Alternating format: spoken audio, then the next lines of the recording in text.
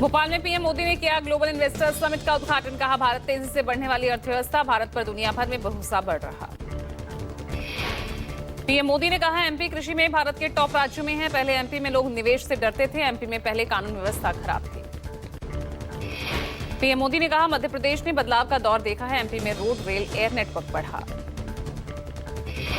PM ने मध्य प्रदेश की 18 नई नीतियों का उद्घाटन किया। 2 दिवसीय ग्लोबल इन्वेस्टर्स समिट में 133 विदेशी प्रतिभागी शामिल, साथ ही 10 देशों के राजदूत भी शामिल हुए। मध्य प्रदेश के मुख्यमंत्री मोहन यादव ने कहा, पीएम के नेतृत्व में 2047 तक विकसित भारत बनाने का संकल्प, विकास के नए अवसर पैदा होंगे। सीएम मोहन ने कहा, एमपी निवेश के लिए लगातार प्रयास कर रहा। ग्लोबल इन्वेस्टर्स समिट की थीम उत्साहवर्धक, जो निवेश की असीम संभावनाओं को दर्शाती है। पीएम के बिहार दौरे को लेकर लालू ने बोला, पीएम मोदी पर हमला। कहा, आज बिहार में झूठ और जुमलों की बरसात होगी। लालू यादव ने कहा, चुनावी साल है, इसलिए लोगों को भ्रमित करने के लिए अब बिहार आ रहे, लेकिन बिहार को कुछ नहीं मिलेगा, ना ये देंगे। पप्पू यादव ने पीएम पर बोला हमला। कहा, पीएम के दौरे से क्या होगा, जमालपुर फैक्ट्री का क्या हुआ, नाटक करने के लिए यहाँ आ रहे हैं, सब कुछ छीन लिया है। अब झूठ का पुलिंदा है, ठगेंगे, बिहार के पैसे से मार्केटिंग करेंगे। फसल बीमा योजना का क्या हुआ, ये तो कांग्रेस के समय से। एमएसपी का क्या हुआ, कितने लोग, कितने किसान मरे। मंडी सिस्टम का क्या हुआ, खाद 400 रुपया में बिकता हुआ, उसका क्या हुआ। तेजस्वी यादव ने प्रधानमंत्री के दौरे पर वीडियो जारी कर बोला बड़ा हमला। कहा, पीएम के दौरे से क्या जूट मिल खुल पाएंगी, क्या चीनी मिल खुल पाएंगी, विशेष राज्य के दर्जे का क्या हुआ। तेजस्वी यादव ने कहा, प्रधानमंत्री के आने से कोई फायदा नहीं होने वाला। प्रधानमंत्री आए, उन्हें कौन रोक सकता है, लेकिन बिहार को मिला क्या, ये बात भी कर ली जाए। तेजस्वी ने कहा, दिल्ली में चुनाव खत्म हो गया, लोग बिहार आ रहे हैं, ज्ञान देंगे, फिर यहां से चले जाएंगे। बिहार का इससे कोई फायदा नहीं होने वाला।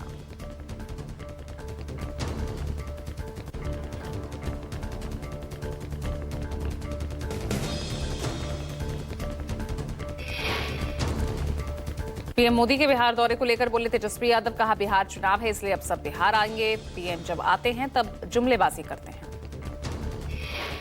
तेजस्वी यादव ने कहा, किसान मर रहे हैं, उनके लिए कुछ नहीं किया। बजट में बिहार को ठगने का काम किया। कहते थे कि किसानों की आय दोगुनी करेंगे।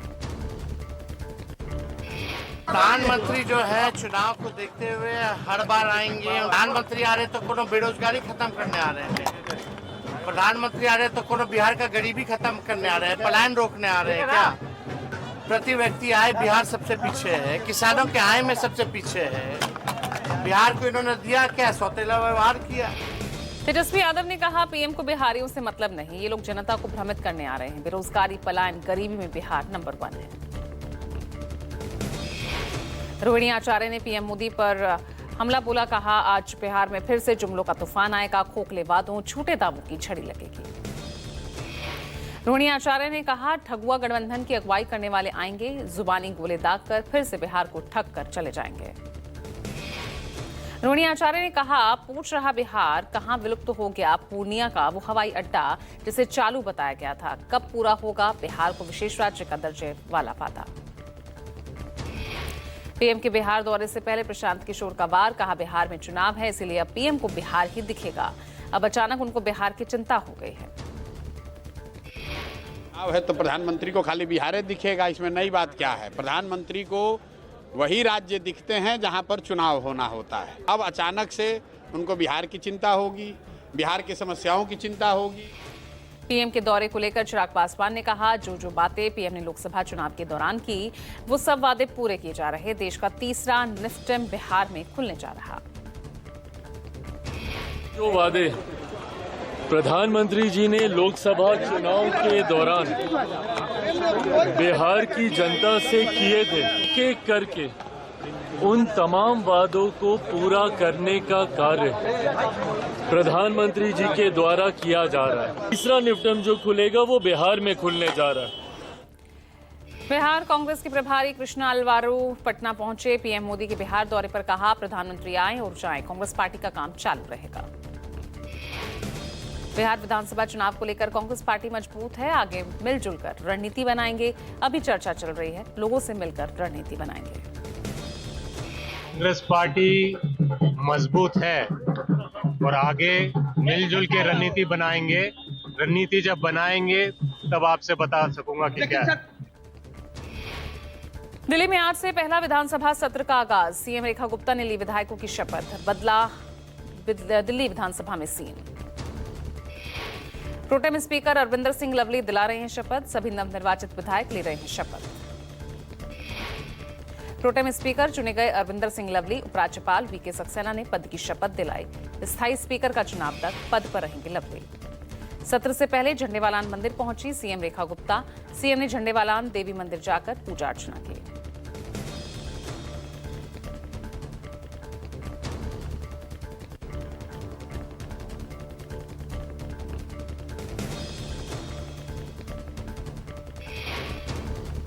दिल्ली विधानसभा के पहले दिन बीजेपी विधायक वीरेंद्र सचदेवा ने कहा, उम्मीद है पॉजिटिव एजेंडे के साथ काम करेंगे। दिल्ली सरकार में मंत्री मनजिंदर सिंह सिरसा, उन्होंने कहा, साजिश रचने वाले का अहंकार हो गया चूर। समय वास्तव में सबसे शक्तिशाली होता है।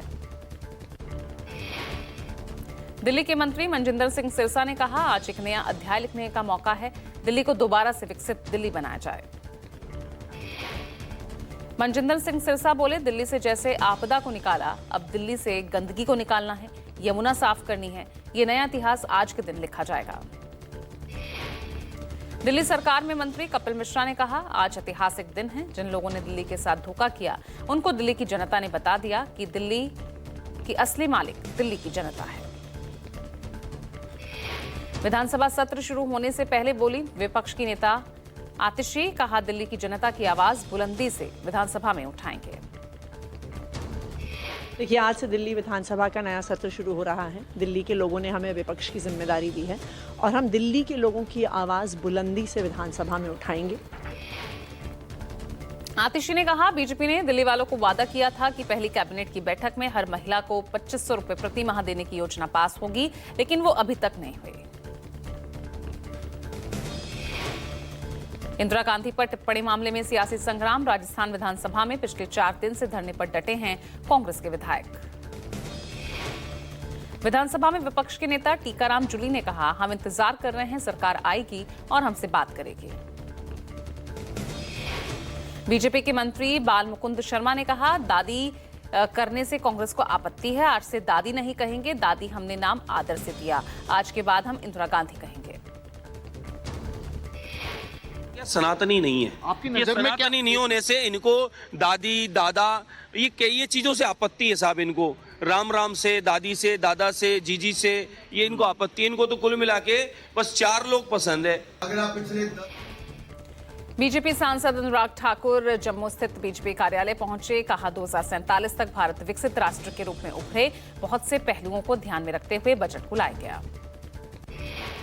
अनुराग ठाकुर ने कहा, पीएम मोदी ने कहा था कि पिछले 10 साल में करके दिखाया। गरीब, मजदूर, महिला, जवान और किसान की सरकार होगी। अगर आप पिछले 10 वर्ष मोदी सरकार के देखेंगे तो पहले दिन जो मोदी जी ने कहा था पिछले 10 सालों में करके दिखाया। कहा था गरीब की, मजदूर की, महिला की, जवान की, किसान की सरकार होगी। वो करके दिखाया। तेलंगाना में 46 घंटे से जारी है ऑपरेशन। नागर कर्नूल में सुरंग से मजदूरों को निकालने के लिए रेस्क्यू में जुटी आर्मी, नेवी और एनडीआरएफ के जवान। नागर कर्नूल में श्रीशैलम लेफ्ट कैनाल सुरंग के अंदर बचाव अभियान चलाया जा रहा। 22 फरवरी को डोमलपेंटा के पास सुरंग का एक हिस्सा ढह गया था।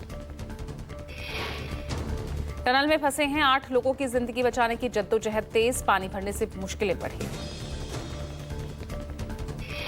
महाराष्ट्र के पुणे में जीबीएस के 2 नए मरीज। कुल संक्रमित मरीजों की संख्या 215। अब तक कुल 153 मरीज स्वस्थ होकर घर जा चुके। जीबीएस के चलते अब तक कुल 11 मरीजों की मौत।